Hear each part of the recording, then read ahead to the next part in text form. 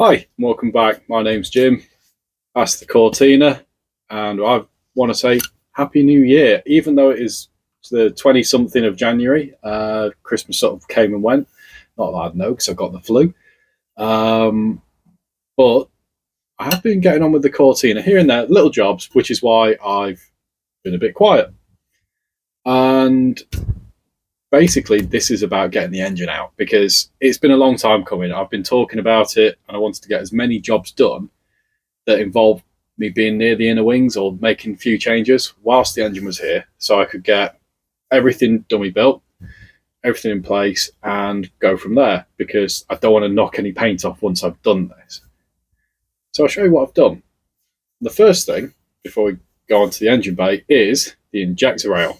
So before, I had two injector rails, one for each ITB, which is fine, but I've decided that I want a single injector rail, which you can get a lovely tune out of this. So I bought an extrusion. You can buy these off the shelf. Obviously not without the pen marks. This is the other half because I needed 400 odd mil, and they get it in 300 or a meter. So fortunately, I have another fuel rail for the future. Interesting.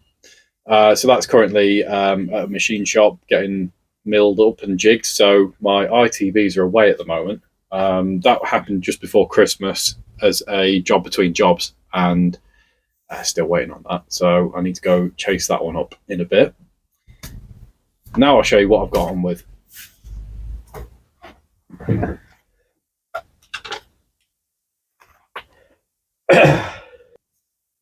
So not a huge amount has changed in here since the last episode where I made the washer bottle. I'm going to make a really nice cap. That is just a prototype. That's going to be etched in rather than it being a sticker, but I'm waiting for that to come back. The main thing I've done, and it took me ages to work this out, is the fuel pressure regulator, because obviously I need one. And this is for the return leg. So there's my injector rail. So roughly, the injector rail will sit about here, like that. And then we'll have a line coming out that will go here. Now I can put a 90-degree on there if I needed to, which I think I probably will. And what we'll have, that's the return line. So come back to that. This is going to be down here. I'm going to have a hard fuel line coming up to here. Got a bulkhead connector. See that there. So this one's going to be the line to the injector rail. So I'll have a line that will come from here to the end of the injector rail at number one, down to the end of the injector rail, which is about here, into the fuel pressure regulator, which has also got this T for vacuum, which will be off the manifold here. And then pressure will be set. Can't remember what it is off the top of my head. Thank you. Then we go from here, soft line, flexible line, sorry, from here to there. And then that'll go back to the fuel tank. And that is the neatest, least worrisome way of doing it. I think I will put a tab here just so I can support the fuel line, or I might use this bracket, which currently is what supports the brake line. What I didn't want to do is have any lines that would overlay the brake line. So these are flexes, so if I needed to, it's easy enough to change the brake line, it's easy enough to change the flexible fuel lines without affecting the other one. And I think that's the best way of doing it. But we shall see. So coming back out a sec, the plan is really to get the engine out so I can finish off the engine bay, because what I want to do is start getting this tidied up so it's all properly sorted for the paint, basically. The other thing, you can see the cocoons here. I bought a set of wheels. Yes. Now, the first thing you notice, they're gold, and the reason for that is I like gold.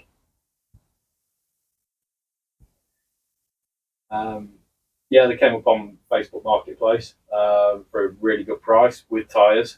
Couldn't say no. So currently, that's the only one on there. They're going to get wrapped up. I'm going to store them, and then refurb them just before the car goes back on the road. And that's kind of it. So yeah, that's kind of it. That's where I'm at the minute. Not a lot has happened because there's been a lot of thinking and doing stuff. I've got other stuff working on the background, which we'll be talking about soon, which I'm excited about. Just waiting for those to be made in China, which is pretty cool. You might have seen that on Instagram. So yeah, that's where I'm at. Now, to get the engine out, I need to do a load of other bits. First thing first, got to get the gearbox out. So before I lift the car, I need to get the gear stick out. Then it's lift the car, take the prop shaft out. So losing light today. I think what I'm going to do is come back tomorrow and do it properly. So I'll see you tomorrow. So I've had a change of heart because I've got no good reason to go inside yet, and thought I'd start taking the gear selector out. One thing I don't like at the minute are the self-tapping screws. They just seem to be fiddly to remove. So I think I'll change that to riv nuts, which I know I've used them all over the place, but they work and it'll just come out much nicer. Yeah, I'm just really struggling to get these moving.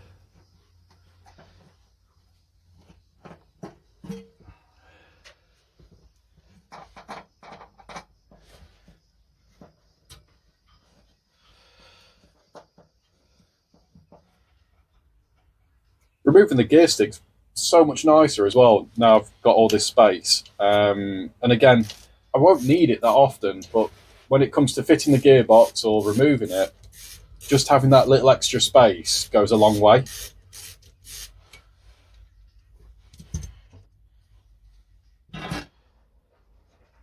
So I'm just taking the driver's side loom out, and I'm so much happy with these P-clips because they just come out. They don't fall apart like the original Ford ones, which is nice. And they look quite smart, so yeah, I think I've made a right decision there.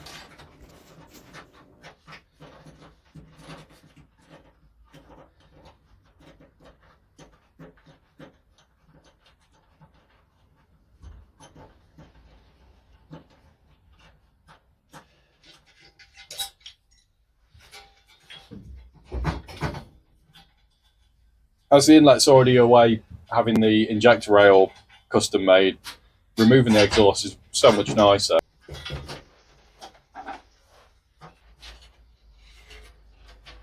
The inner wing on the passenger side, just like the other, comes out nicely. I do need to add a couple of clips in there, and then it's off with the alternator, which was a little tight, but it came off. I thought I'd drop the oil before removing the engine just to make life easier, because at some point I need to lift this engine out and up onto the bench, and having it as light as possible helps. Prop shaft was easy. Not sure why there was a leak there, so I need to have a look at that. Removing the upper gearbox mounts before I go back underneath, just because I think once I'm underneath, I can then drop the gearbox out of the way, and they're easy enough to remove. Yeah, so I'm back underneath now, just removing the mounts. I did the bell housing bolts a minute or two ago, but there's not much to see.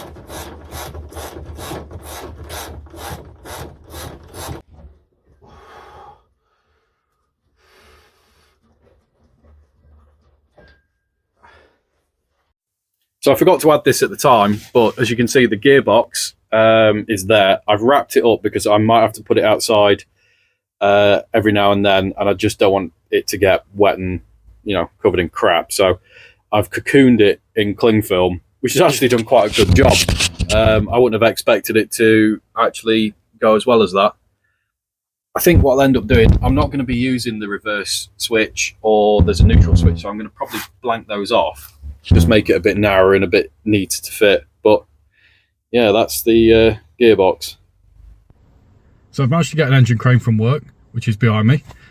Now I'm going to go home and see about removing the engine. See you in a bit. Alright, so it's engine out time.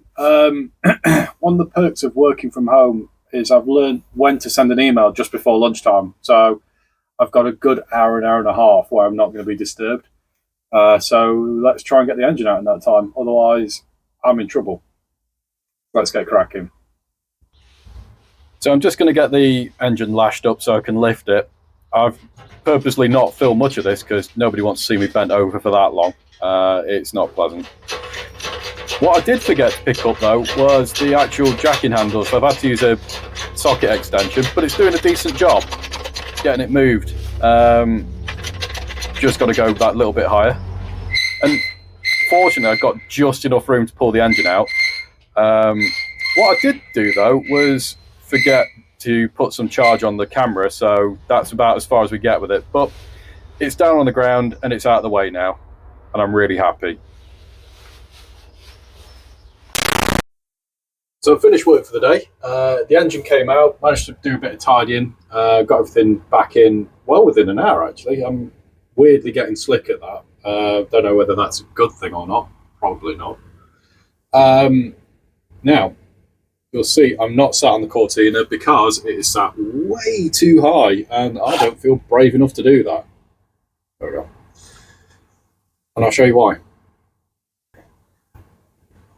So the reason the Cortina's up in the air is because I want to remove the steering and suspension, or what's left of it. The steering box has been out for a while now. It means I can sort out the strut tops. There's a few bits that I want to tidy up, like this cross member needs a really good paint. And eventually, underneath, I need to replace this because it is just battered. That bit won't show you. Fortunately, I think I'm going to replace this piece underneath, straighten that out, and then maybe get it powder coated. Whilst I'm also under here, I'm tempted to get some of these bits plated because that's just stone chipped to hell. Put fresh new bolts on everything. Try and get this anti-roll bar powder coated, maybe the steering drag link. Clean up the suspension. Just try to make that out. So sorts out the inner wings. Come around the other side. And one thing I've noticed, I think just looks a bit grim. So I'm going to when I take the anti-roll bar off, I'll probably replate this. I did the other side, and this side just seems to have blown out a little bit. A little bit disappointed in myself that I'm finding things like that because I thought I'd done it and I didn't want to do it again. Well, I didn't technically do that, but yeah, I think what I'm going to do now is get the suspension off and stop whining. Done now. But yeah, should come off fairly easily. It says. Let's get into it. I'm just tooling up now to remove the suspension. I've got no idea what I need, so I'm just going to grab a load of stuff and hope for the best. I think I've just about got it all, but we'll see. Straight away, just removing the lower ball joint, easy enough. Broke away quite nicely on that side. And now it's time to do the strut top, so I can get the strut out.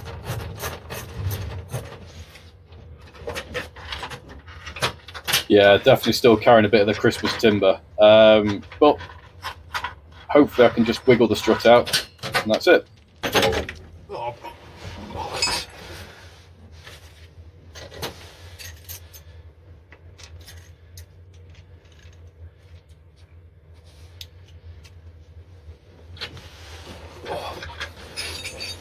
This is easier if I was thinner.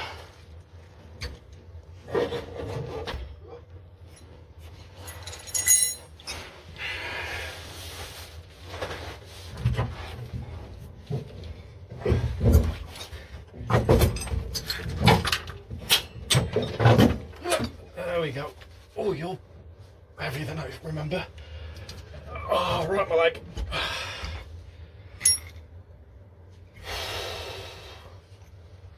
Sweet, one more to go. Just going to remove the steering now, which again, I'm not going to split this yet. I think I will go ahead and powder coat it all, or some of the bits. But for the moment, I don't want to disturb any of the settings, so I'll put them to one side and have a think on that. Over to the other side now, and it's removing the strut. I've just got to wind the coils down. It makes removing the struts so much easier, but it just takes forever.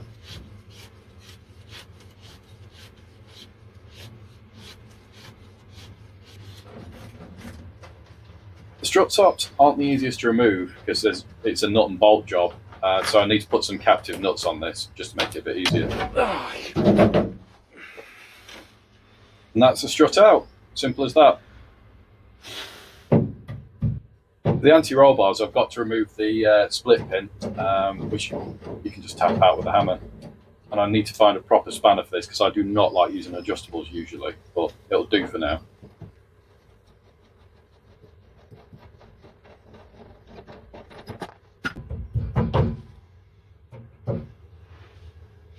Rinse and repeat on the other side. That one put up a bit more of a fight, but nothing I can't undo.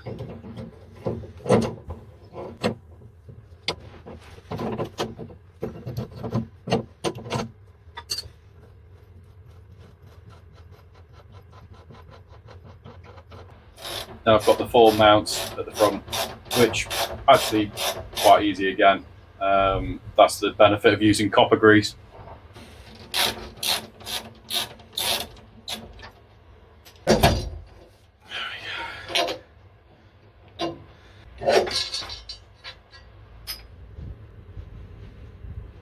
The last bit of the steering is this sort of link. Oh, I can't remember the name of it now, but easy enough, straight through the chassis leg, and it's off. That's it.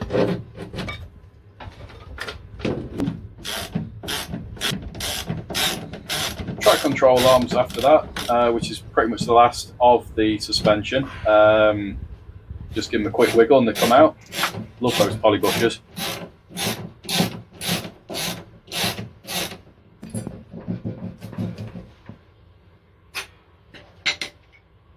I did debate taking the cross member out, but I figured I can always put it back in if I need to, or when I need to. But this thing definitely needs a refurb because the bottom is dented and just looks knackered, so I want to give it a proper sorting out. So the engine and gearbox out, the suspension's all off. I'm really happy with how far I've got. It seems like a step backwards, but actually it's a step forwards. It makes sense. Because what I can do now is work on the inner wings. I know I should probably spend some time on the engine, which I need to, because I want to start getting the blocks cleaned and inspecting and figuring out what actually happened to that short block and why the bores ended up the way they did. But for now, I want to make a big push on the inner wings, getting them, do a couple of repair jobs, get them painted, get the wiring loom in, stuff like that, whilst I look at those on the side, because I want to get to a point where the car's ready for having the engine in, and then I can do the engine. I don't want to put the engine in and think, oh God, I've got to spray it, because that just means I've got a fresh engine that's going to get covered in dust and crap. So we'll do some more engine stuff soon. I'll start amassing some parts and focus on the shell prep basically. But I hope you've enjoyed it, and I will see you soon. And thank you for watching. Bye for now.